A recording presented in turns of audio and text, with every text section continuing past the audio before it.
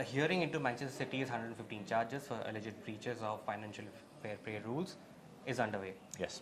And not as a person who's associated with the club, but as a former player and as a lover of the game, what is your opinion on this entire saga?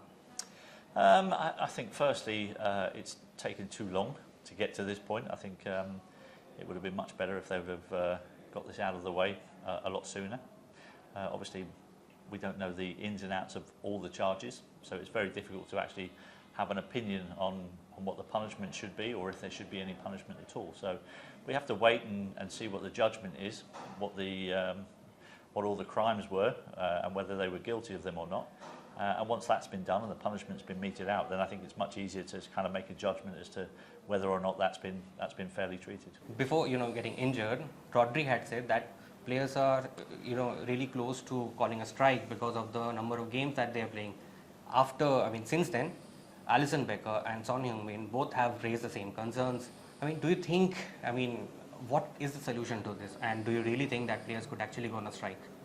I'd be very surprised if players actually went on a strike. My own personal opinion is that I think footballers are incredibly well paid and really shouldn't be complaining about their workload. I think the clubs that they're at are clubs that have incredibly large squads, and if the managers feel like the players are playing too many games, then they rotate their squad. And I think that's the easiest solution to it all, and not necessarily to play less football matches. Okay, so you do not believe that the governing bodies are actually not taking care of player welfare and actually looking to make more money? The governing bodies are always looking at making more money, and they will use the players as that vehicle to do that.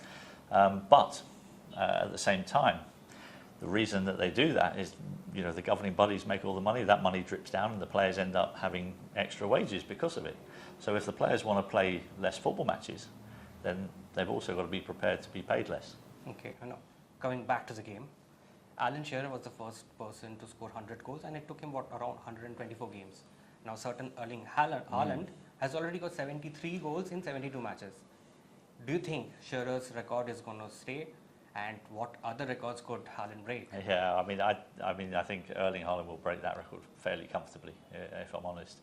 Alan's record was pretty special, and I think if Erling Haaland stays in the Premier League for a long time, Alan Shearer's Premier League record will also, be in big doubt, because I think the volume of goals that Erling is scoring, he probably will only have to play in the Premier League for maybe 7 years. Maybe 8 years to break Alan's record at the rate that he's scoring goals.